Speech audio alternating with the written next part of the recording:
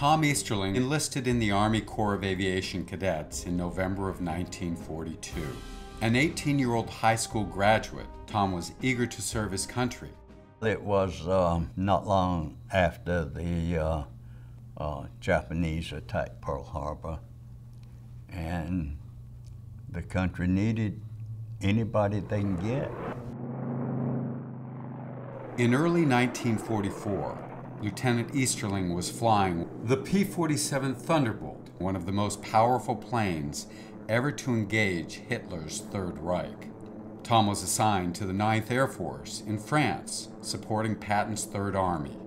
Tom was on his 68th sortie, a low-level ground attack near Mannheim, Germany. Had a brand new plane, beautiful thing. We carried a 500-pound bomb on each wing, and then we had our 850 caliber machine guns, 6 5-inch rockets.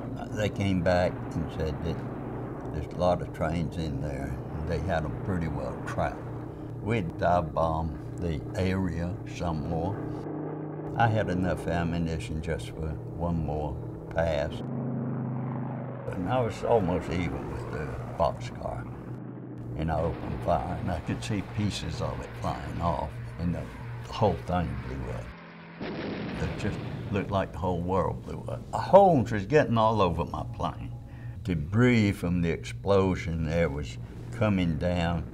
There's a great big piece cut off about 4 feet of my left wing, and I had about 200 feet elevation. But I had speed. Engine was on fire. I jettisoned the canopy. There was flak everywhere. They're just peppering me to death. And I knew at that point I wasn't going to get home, but I was going to try to get into the wooded area where I'd have a better chance of escape. I just didn't want to be a prisoner. And I saw the tip of my propeller just quit. I dived out. The plane fell off on the right side. It slammed me right back up against the fuselage, and I was stuck. By the grace of God, He gave me a vision right then. Steel cables wrapped around my body, holding me to the plane. I pulled my legs up between me and the fuselage. It's pushing that, and I see the steel cable breaking. Next thing, I was tumbling in the air. When I got loose from the plane, I went right back and hit the tail, and the tail is, I think, is what broke my legs. I looked down, and I see my foot laying here on my chest. And so I throw it out of the way, and I come across, and I pull the ripcord. About that time, the plane exploded. And all the time, they were shooting at me with 40 millimeter, 20 millimeter, and I heard rifle fire, burp gun, and then, you know, and I hit the ground. They come up and started working me over. 4 or 5 SS troops came up. They put me up in the ox cart. They laid me down in the middle of town. The burgomaster came out. He just takes his Luger out of his holster and puts it right down beside my temple. I remember how cold it was. He said he was going to shoot me. I believed him. Next morning, they took me out and put me on the truck and went down into a tunnel where a lot of Germans were. There's ice all across the ceiling and down the walls. Finally, I heard this noise coming down, a swishing noise like a big stiff skirt. And they came to me in the flashlight, and they stopped and just ran that flashlight up and down my body. Went back in the direction that she'd come, and a little bit brought a blanket down and tucked in around me. And that saved my life there. I found out later on she was a nun. Early next morning, went out, got on a train. I started to get unconscious. I was hurting pretty bad. Someone came by with some sweet bread and some of that German coffee. And it was good. Then someone else came by and said, American Jaboflieger. So that's the last I got. They carried me in this room where there was 15 other prisoners. The two Germans that was carrying the stretcher set it down on one side here and raised it up and flipped me off in there while I passed out. Then I'd come to a little bit and pass out again, kind of gray out. And finally, I regained consciousness enough to know that I was very uncomfortable. And I felt something between my shoulders. Seemed like if I just move a finger or move a joint, the pain would just shoot all the way through my body. I discovered it was my left foot that I was laying on. I knew that I couldn't stay in that position. So I started pushing on it. With the planks up on each side, I couldn't swing it around.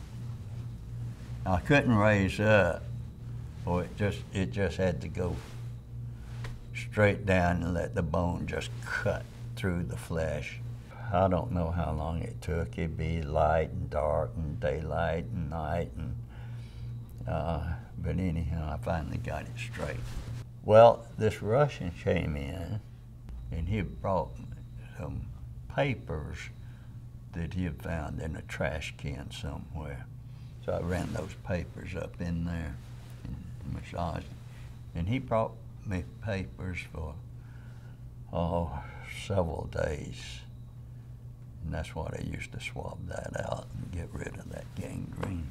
Each day, the Germans would come in and take out the ones that had died since the previous day. And of course, they were bringing in new ones all along. And they just brought them in there and they'd die and they'd take them out. I was there for over 3 months. He said in English, we are going to move. We traveled for a while. We got to Easterling about dusk in the evening. And that's about the time that the British start bombing. About the time the train stopped in Easterling, the sirens went off. Everybody ran into their holes, and they took me off the cattle car, then just dropped me right beside the tracks, and they took off. Well, pretty soon there's nobody but me, but they started bombing right closer. I saw a concrete bench next to the station. I drove myself off the stretcher and up under that bench. By the time I got under there, there's a bomb hit pretty close. Train flew all to pieces, and train wheel bounced around and fell right over that bench. The concrete cracked, and then a little bit more wood and stuff flew around and fell right across that and made me a little house. Next morning, they all clear sounded, and everybody came out of the holes and just like they was used to it, you know. But eventually, we ended up in a regular prison camp.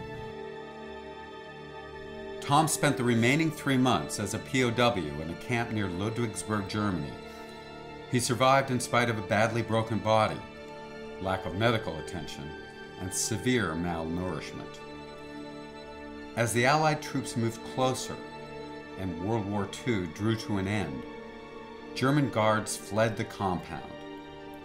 French troops liberated all 4,000 POWs in the camp, leaving only 5, including Tom, who were too severely wounded to move. Eventually, a sergeant from Texas enabled the remaining 5 wounded men to find their way to safety and a plane headed for England. Lieutenant Easterling spent the next several months recuperating in a full body cast, eating only vitamin pills and soup. Finally, back in the USA, Tom would spend the next 2.5 years in military hospitals, healing from the psychological and physical trauma of his POW experience.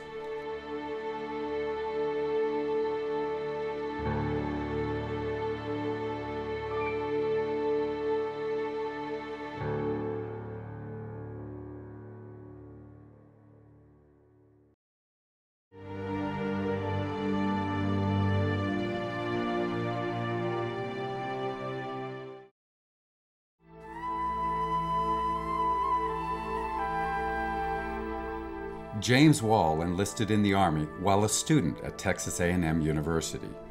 Eager to fly the P-51, James was assigned to the 311th Fighter Squadron in the Pacific Theater.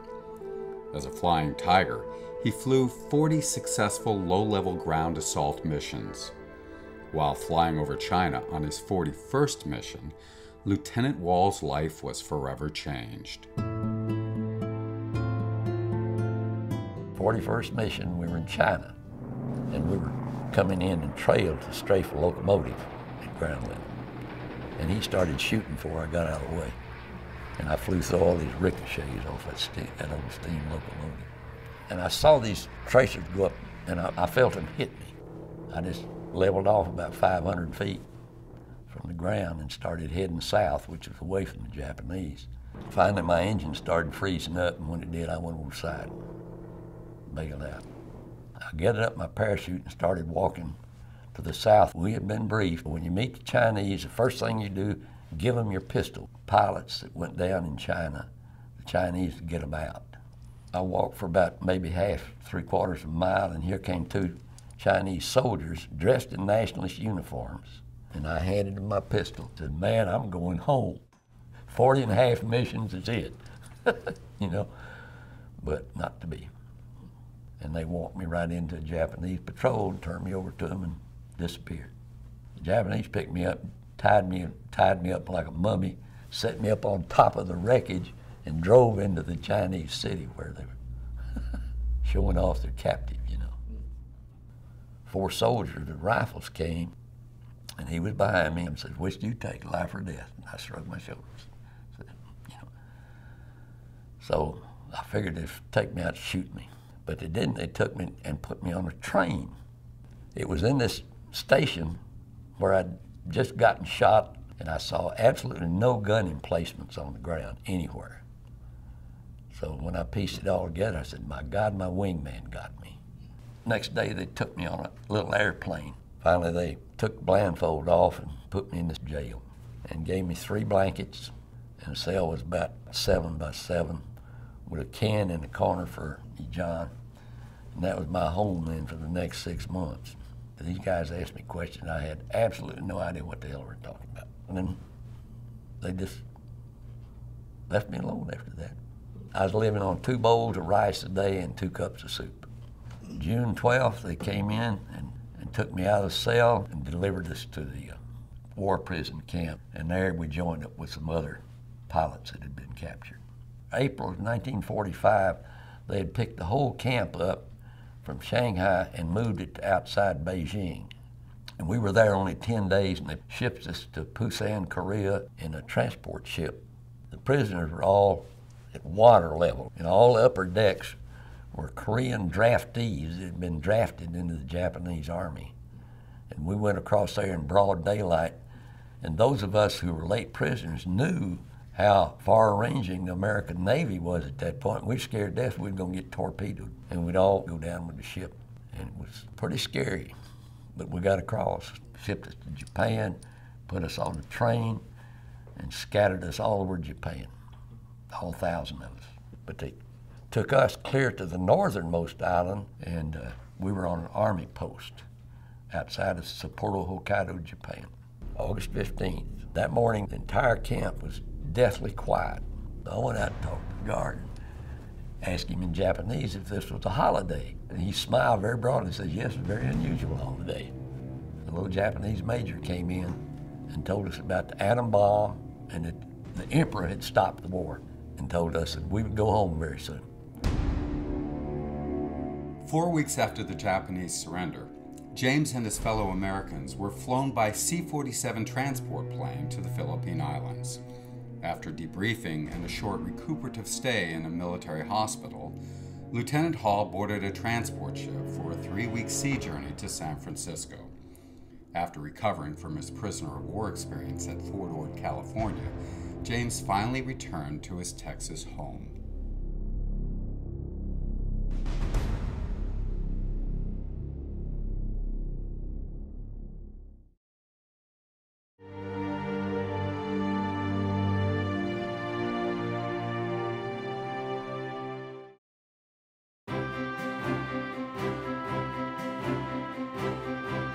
In December 1942, 19-year-old Robert Borrelli Jr.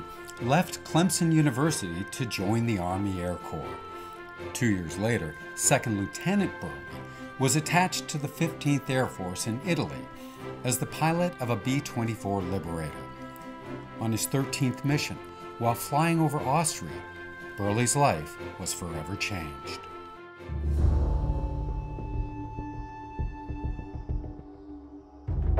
The mission that I got shot down on was supposed to be a maximum strength for 15th Air Force. And the 15th Air Force was a splinter off of the 8th. And it had fought through northern Africa, Ploesti, oil refinery raids and all that, and then moved up into Italy. And this particular day, we were bombing on several oil refineries in the Vienna, Austria area. We got shot up pretty bad over the target, but the plane was shot up, couldn't even fill the first prop, number 4 engine, I guess. And then in pretty quick succession, I lost 2 more engines. We got over Hungary, which is about 75 ground miles from target area. We were at 26,500. We were just prolonging the glide down with power. So I got left behind from the squadron. The rest of the 15th Air Force went home without me. So when I got down to 1,500 feet, I bailed out the crew. As soon as I saw the co-pilot jump, I tried to get up to jump too. And my electric suit plug was jammed under the seat. I couldn't get up. By the time I slid my seat forward to release that plug on my electric suit, I was down to about 300 feet. I dived head first and pulled the ripcord at the same time. And I swung about twice. The second time I swung, the back of my heels hit the ground. I tumbled into the parachute shrouds and got all tangled up in it. And I looked up and there's 2 soldiers right across the creek there, standing there with a rifle just loose in the arm watching me. They motioned me on down to where I could cross over to their side. Robert Borrelli Jr. and his crew were taken by German SS troops to Wetzlar, Germany for interrogation. They were later transported by rail to Stalag Luft 1 in Barth, Germany. Lieutenant Borrelli spent the next 6 months as a POW. On May 1, 1945, a Russian tank troop liberated the camp and all 9,000 interned airmen. Robert's prisoner of war experience ended with a brief recuperation in France. Finally, Borrelli returned home to the Carolinas, where he pursued a degree in electrical engineering. He later retired as a lieutenant colonel in the Air Force Reserves.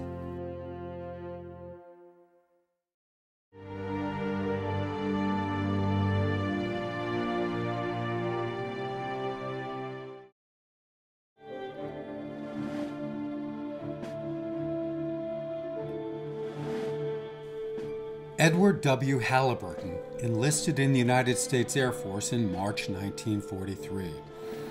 After training as a radio operator, he was assigned to the 492nd Bomber Group. Edward was deployed to the European theater to bomb industrial centers and transportation hubs that strengthened Hitler's war machine. On his 3rd bombing mission, deep in the heart of Germany, Halliburton's B-24 Liberator was ravaged by anti-aircraft guns. He and his crew never made it back to their base in England. I was only 19 years old, and there I was going in to win the war. The way I got through boot camp and everything else was through the grace of God. He stayed with me throughout in my entire time in the service. This particular morning, which was July the 21st, 1944, I well remember it. Won't ever forget it. So we take off and we end with a group. That thing's about 200 planes. We rendezvoused and went over the English Channel, head toward Berlin. Then we ran into some flak. Flak is a mortar shell that explodes in the air. Anything it comes in contact with obliterates it. We had 4 engines on our aircraft. We lost 1 engine. Then we started losing a little bit of altitude. And then very shortly thereafter, we lost another engine. We knew we weren't going to get to the target. The obvious thing we needed to do to save ourselves was try to get to Switzerland. It was a very foggy day, and we were losing altitude. We were at about 18,000 feet by then, and we didn't know what was going on. So we came to the conclusion that we either going to have to bail out or crash land. And we could see an airfield. We had to figure out how we were going to land this bomber on an airfield built for a small plane. I was scared. We tied parachutes to the waist windows, so that would give us braking power. As we got down, we popped the parachutes and they opened up, we hit on the ground, and we did 180, and then we stopped. We really didn't know where we were. We ended up in Switzerland. The guards came out in all in their uniform and guns, and so we followed their directions. They took me into a room. I wasn't going to tell them anything except my name, rank, and serial number. I said, my name is Edward W. Halliburton. I live in Charlotte, North Carolina, and I'm a staff sergeant. The camp was Camp Bingen. The camp was about 4,300 feet up in the Alps. Halliburton was interned for 6.5 months in Switzerland. There, he and 2 other American POWs bribed a Swiss commandant and sojourned to the American legation in Bern, Switzerland. There they received help in evading capture. Halliburton's prisoner of war experience ended with a stealthy nighttime journey across an unknown lake into Allied French territory. Edward was reunited with his wife and family at home in Charlotte, North Carolina on November 10th, 1945. What made me willing to take a risk of getting caught was getting back to my wife, getting back to freedom, and just doing what I want to do. The good Lord's looking after me, and I realize that, and I realize it, and I witness to it even today.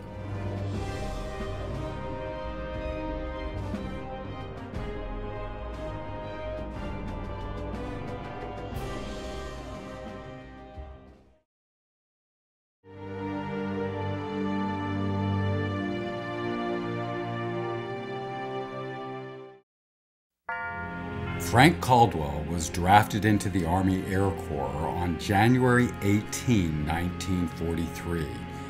He was assigned to the 485th Heavy Bomb Group as a flight engineer on a B-24 Liberator.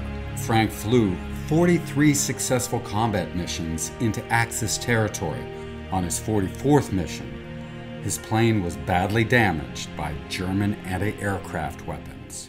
In March of 1944, we were at our air base in Venosa, Italy, flying a B-24 Liberator bomber. I was shot down over Budapest, Hungary, on my 44th mission. Landed on a 3-story apartment building, and I went down over the roof, fell 3 stories. About that time, a big black shiny boot landed right on my chest. And they walked me through the streets of Budapest down to the interrogation center. There was a major sitting behind the desk. They would ask me questions, about where my base was, where I came from. But then when I wouldn't answer his questions, he sent me off over into another room and put the guard on the door. And in 10 or 15 minutes, the door opened and the guy came through the door. He had to stoop to get in the door. First thing he said, "Have a cigarette." So he stuck it in my mouth. I no sooner had it in my mouth till he knocked it down my throat. And then from then on, it was just me and him. So they sent me on over to the Budapest prison, where I ended up. There was an execution place, and there was a firing squad. 6 people down on one knee and 6 of them standing up. And about that time, somebody pulled a black hood down over my head. I heard them old rifle bolts pull back and shoot forward. I said, "This is it." So I braced myself for the volley, but it never did come. Somebody shouted a command in German that I didn't understand, but I'm thankful for it anyway. I was just grateful for the opportunity to hang on. What I was really thinking about at the time was my mother. And I was thinking, now, here I've come all this way, done all this stuff, and I'm gonna get killed, and she won't know what happened. That's the crux of the whole thing right there. People get killed and they didn't know how they got killed. It just bothered family and friends, you know, terribly. Flight engineer Caldwell endured 30 days of interrogation and solitary confinement in Budapest, Hungary. Then he was transported by rail along with 65 other American airmen to Stalag Luft 4.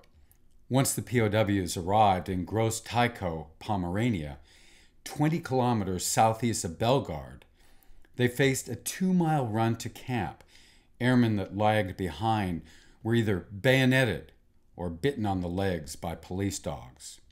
While a prisoner at Stalag Luft 4, lack of food, medical supplies, and the fear of never returning home took its inevitable toll. Frank's health suffered. In February 1945, Allied forces surged through enemy territory, closer to the American POWs. Hitler ordered the guards to move 8,800 prisoners.